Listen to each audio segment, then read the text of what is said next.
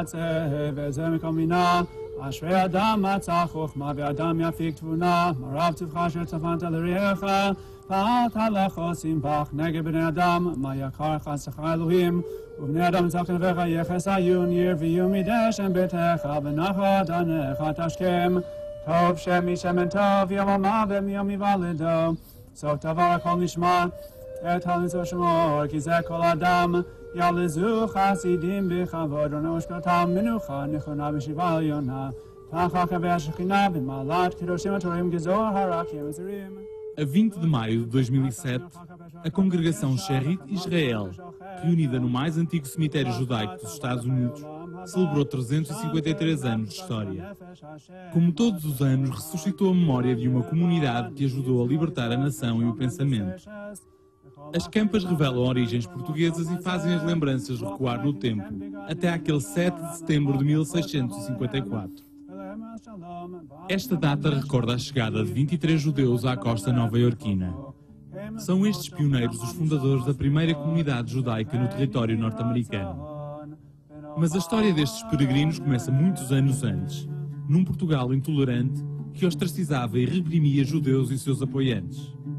Temendo cair nas garras da Inquisição e, consequentemente, nas chamas da fogueira, muitos fogem do país e emigram para a Holanda. Em 1630, os holandeses capturam o território de Pernambuco no Brasil colonial. Muitas dessas famílias sefarditas, seguidoras das tradições judaicas hispano-portuguesas, vão viver para a cidade do Recife. Mas a sua estadia não dura mais do que 25 anos. A 26 de janeiro de 1654, Portugal reconquista aquela região, dando aos holandeses um prazo de 3 meses para se retirarem.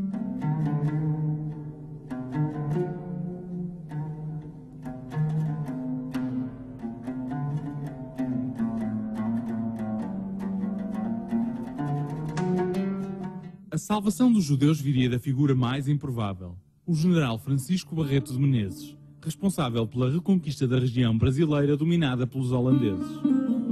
Compadecendo-se com a sorte daqueles portugueses, oferece-lhes 16 barcos para fugirem. A maioria regressa a Amsterdão, mas algumas famílias optam pelas Caraíbas. Um desses barcos é atacado por piratas nas proximidades de Cuba, sendo depois resgatado pelo navio francês Sainte Catherine. A 7 de setembro de 1654, com 23 portugueses a bordo, o navio aporta em Nova Amsterdão, futura Nova Iorque.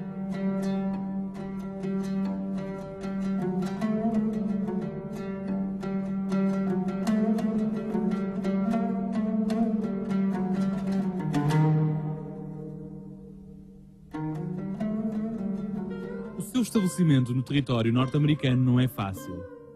Inicialmente encontrou oposição do governador holandês de Nova Amsterdão, Peter Stuyvesant. O grande inimigo da Holanda era a Espanha e, através da Espanha, eram os católicos.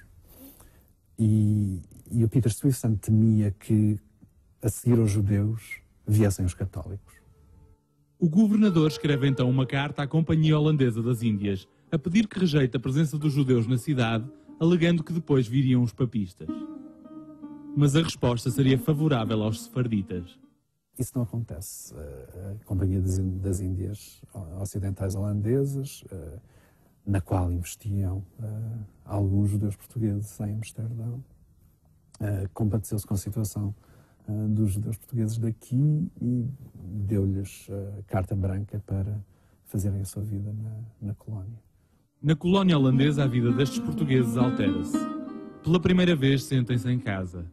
Estes judeus portugueses, que são os primeiros a chegar a Nova Iorque, quando aqui chegam,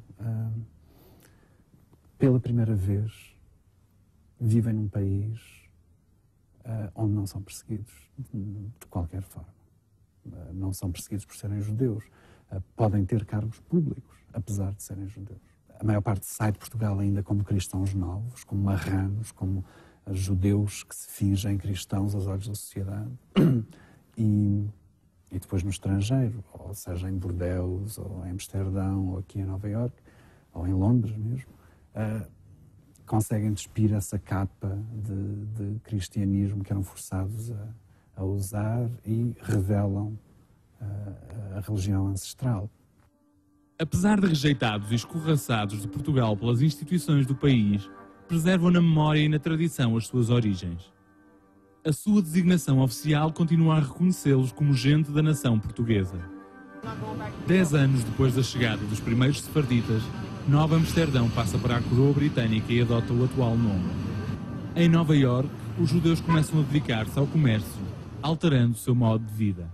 Nesta área, claro, não podendo exercer a função de açucareiros, como faziam nas Caraíbas e no Brasil, optaram pelo comércio, então eram comerciantes, abriram lojas, casaram-se, alguns casaram-se com mulheres de língua e cultura inglesa ou alemã ou francesa, e portanto a vida mudou, transformou-se. Então não era mais aquele padrão antigo das fazendas, não? Como é no caso do Brasil. A tolerância religiosa e os privilégios que os 23 pioneiros encontram em Nova Iorque tornam-se um chamariz para outros judeus portugueses que aí se estabelecem fugidos de Portugal. Conhecidos desde a sua chegada como a comunidade Sherit Israel, ou remanescente de Israel, consagram a sua primeira sinagoga de raiz a 8 de abril de 1730. O edifício ficava na Mill Street, a atual South William Street. Apesar de ter sido ampliada em 1818, o crescimento da comunidade e a sua deslocação para o norte de Manhattan faz com que a sinagoga portuguesa espanhola mude de lugar. O atual templo ergue-se no número 18 da Rua 70, junto ao Central Park.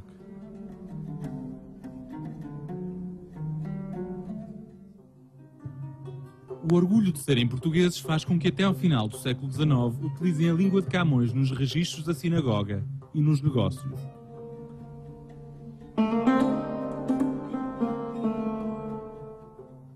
No século XIX chegam aos Estados Unidos os judeus Ashkenazim, tradicionalmente conhecidos pelas suas raízes na Europa de Leste.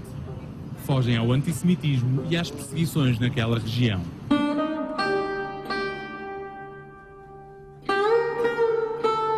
Quando uma pessoa na América fala de judeus, automaticamente pensa nos judeus de língua e cultura alemã, eslava ou romena, sem saber que os alicerces foram os portugueses. Apesar de pouco divulgado, o seu legado é inegável, e na memória ainda prevalecem nomes de judeus de ascendência portuguesa. Entre eles destaca-se a família Mendes Seixas. Raquel e Isaac, dois judeus que em 1730 chegam a Nova Iorque a partir de Lisboa. O filho mais velho, Gershom, viria a ser o primeiro rabino da sinagoga portuguesa e espanhola nascido nos Estados Unidos. Foi líder da congregação durante a época conturbada da Guerra da Independência. É conhecida a amizade que mantinha com George Washington. Para a prosperidade ficou a correspondência trocada entre os dois, que hoje faz parte do património cultural do país. Garante, numa das cartas que escreveu Mendes Seixas, garante que os Estados Unidos serão sempre um país aberto e onde não haverá perseguição religiosa. Vendo isto como exemplo, Washington percebeu-se que não importa ser ou não ser cristão, porque nesta altura também na Constituição americana havia e há menção ao cristianismo. Gershom Mendes Seixas teve 26 filhos, uma descendência que deu grandes nomes à sociedade norte-americana.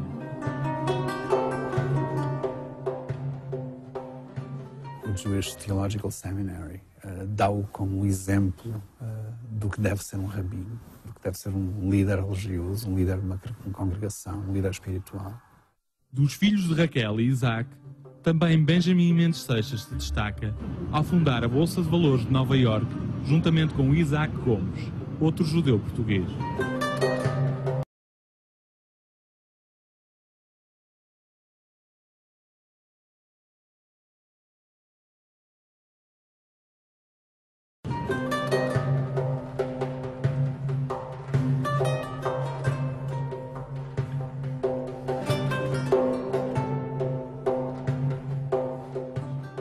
Em 1750 chega a Newport, no atual estado de Rhode Island, Arão Lopes. Tendo nascido em Lisboa como Duarte Lopes, deixa Portugal juntamente com a família à espera de fugir aos perigos da Inquisição. Nessa altura abandona o nome de Cristão Novo, assume a sua religião ancestral e passa a ser conhecido como Arão Lopes. Em menos de 2 décadas transforma-se no mais poderoso armador do Novo Mundo, sendo um dos impulsionadores do crescimento de Newport. Nas cerca de 80 embarcações da sua frota que comercializavam entre os Estados Unidos e a Europa, deixou embarcar muitos judeus que, como ele, fugiam de Portugal.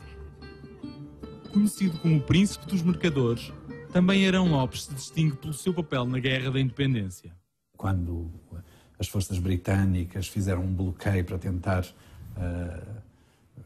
impedir que o exército de George Washington conseguisse mantimentos, o Arão Lopes foi instrumental na vitória dos rebeldes americanos ao conseguir abastecer o exército de George Washington. Morre pouco depois do final da guerra, com 51 anos, ao sofrer um acidente de carruagem quando regressava a Newport. É nessa cidade que se encontra o mais antigo templo judaico dos Estados Unidos, ainda erguido, a Sinagoga de Touro. O nome é uma homenagem a Abraão Touro, um dos principais financiadores da sua construção. Em Newport, erguem-se outros monumentos e parques com o mesmo nome.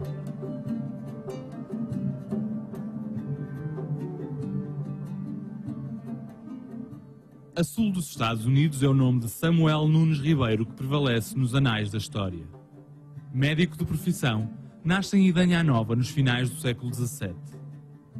Depois de ter sido preso várias vezes pela Inquisição, foge do país quando toma conhecimento de que estaria para ser detido novamente. Ele consegue saber que há um barco que vai partir para Londres nessa noite. E ele pega na família e foge de Lisboa em direção a Londres. Parte depois para os Estados Unidos, juntamente com mais 44 judeus portugueses, em direção a Savannah, na Geórgia. Esta colónia tinha sido fundada 5 ou 6 meses antes. Quando aí chegados, são impedidos de desembarcar pelo governador inglês, o general Oglethorpe. Este muda de opinião quando sabe que entre os tripulantes estava um médico. Nessa altura, a colónia sofria de um surto de desinteria e escorbuto que já tinha vitimado dezenas de pessoas. O Dr. Nunes Ribeiro sai do barco e consegue debelar essa epidemia, consegue curar as pessoas que estavam doentes, evita mais mortes. A gratidão do governador fica conhecida quando distingue Nunes Ribeiro como o primeiro grande herói da Geórgia. Da sua linhagem sai outro nome importante, o bisneto Uriah Levy, distinguido pelos seus serviços na Marinha dos Estados Unidos. Uriah chega ao título de Comodoro, o posto mais elevado da altura. Na história da Marinha conhecem-se os seus esforços para abolir os violentos castigos corporais aos militares e a sua luta contra o antissemitismo reinante nas Forças Armadas. Será este o motivo da sua admiração por Thomas Jefferson, um dos autores da Constituição dos Estados Unidos, responsável pela laicização do Estado.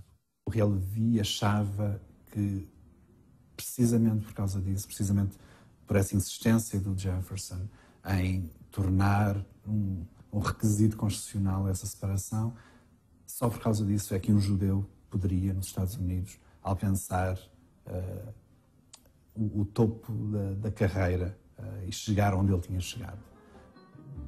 A sua admiração levou-o a adquirir Monticello, a propriedade onde Jefferson residiu e morreu e que encontrou ao abandono, completamente degradada.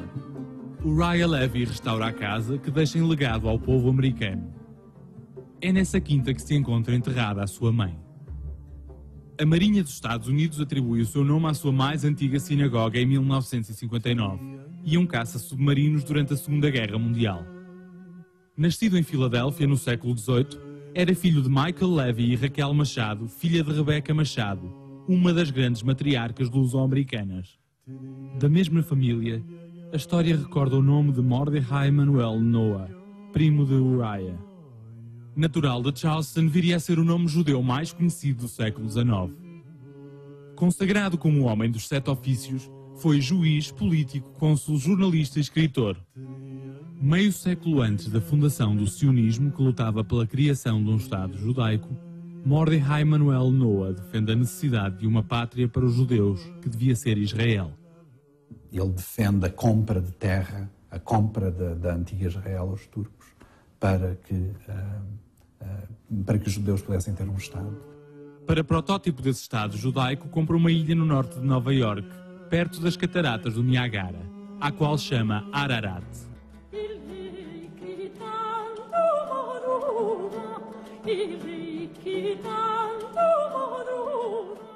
Para Mordecai Manuel Noah, esse era o simbolismo. Ele cria aquela ilha para criar a primeira comunidade inteiramente judaica, onde os judeus de todo o mundo poderiam vir e ser livres. A chegada dos judeus a Ashkenazim no século XIX viria a enraizar ainda mais na mente de Mordecai a necessidade dos judeus adquirirem um território próprio onde pudessem ser livres. Confrontado com essas experiências de grande sofrimento absolutamente terrível, pessoas que perderam tudo aquilo que tinham, perderam famílias inteiras. Ele sente-se compelido a fazer isto. E então esse Ararat seria a primeira fase antes de se poder adquirir então a terra aos turcos para a instalação do Estado judaico. A preocupação com os fracos e oprimidos da velha Europa, que iam chegando aos Estados Unidos, também marcou a personalidade de outros judeus luso-americanos. O nome mais sonante é o de Emma Lazarus, descendente direta de uma das famílias pioneiras que chegaram em 1654. Numa altura em que as mulheres eram consideradas cidadãs de segundo e pouco relevantes, Emma Lazarus é respeitada como escritora, judia e mulher. Emma Lazarus consegue atingir um estatuto que muito poucas mulheres tinham nas sociedades ocidentais. Ela escreve poesia, traduz poesia e de tal forma que os poemas dela e os escritos dela são admirados por Longfellow e Emerson, que são dois dos maiores poetas e maiores escritores do século XIX. Como membro ativo da Sinagoga Sherit Israel de Nova Iorque, participa no comitê responsável pelo acolhimento dos judeus vindos de leste.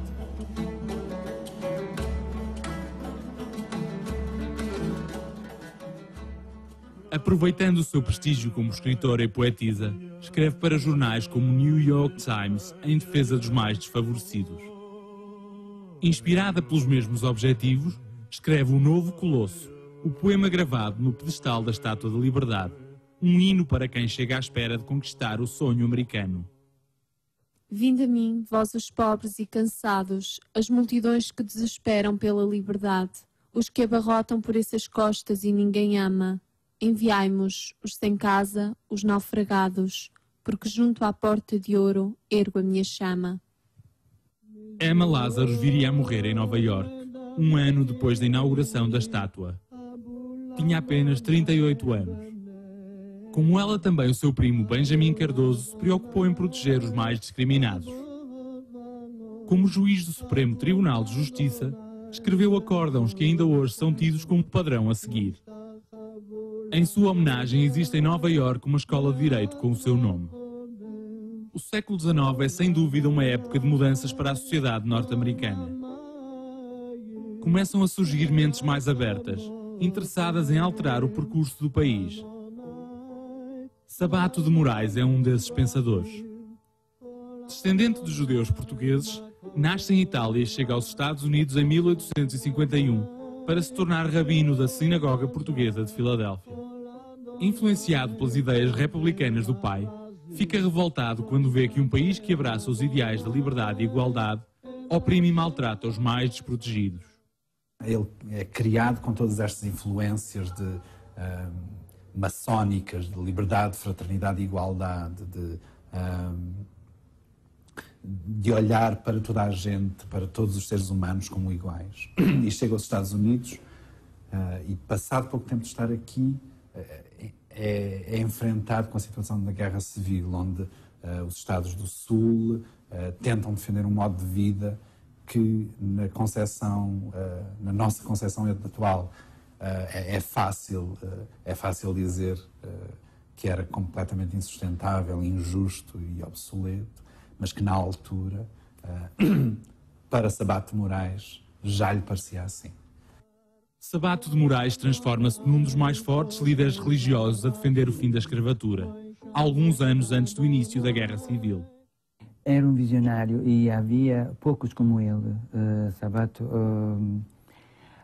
infelizmente, nasceu alguns anos antes do próprio tempo. Se tivesse tido mais tempo e a América tivesse tido mais oportunidade de explorar as outras oportunidades, em vez de usar a rota da escravatura, teria sido um líder, um herói. Infelizmente, tendo nascido um pouco antes, quando o mundo não estava ainda pronto para, infelizmente, terminar com a escravatura, teria sido um nosso símbolo, mas Sabato Moraes foi fundamental em, pelo menos, abrir os olhos à sociedade atlântica, norte-americana e britânica, sobre este grande problema que temos na história da humanidade.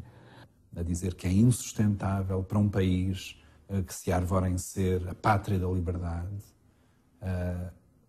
ter alguém agrilhotado, ter alguém a ser dono de alguém.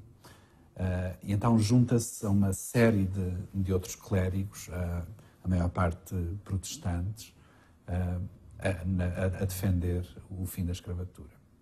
Com menos sucesso, defendeu também a abolição da pena de morte. A 8 de dezembro de 1865, escrevia no Philadelphia Inquirer: Mas uma outra lição deverá o mundo receber das nossas mãos. Tal como proclamou o antigo sábio hebreu, um tribunal que condena um homem à morte, nem que seja uma vez em 70 anos, merece a nossa reprovação. O seu nome está também associado ao movimento centrista, que surgia entre duas correntes do judaísmo, a ortodoxia rígida e a reforma radical. Juntamente com Pereira Mendes, outro rabino português, cria o Seminário Teológico Judaico, a primeira fonte de formação de líderes religiosos nos Estados Unidos.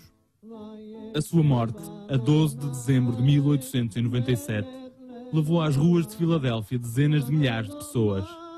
Os jornais da época consideram-no o maior que a cidade alguma vez viu. Muitos outros nomes de judeus portugueses ecoaram na história dos Estados Unidos. O que os livros não registaram, a memória não deixou esquecer. E a 20 de maio de 2007, como há muitos anos, ergueram-se as vozes dos herdeiros de uma cultura que um outro Portugal subestimou.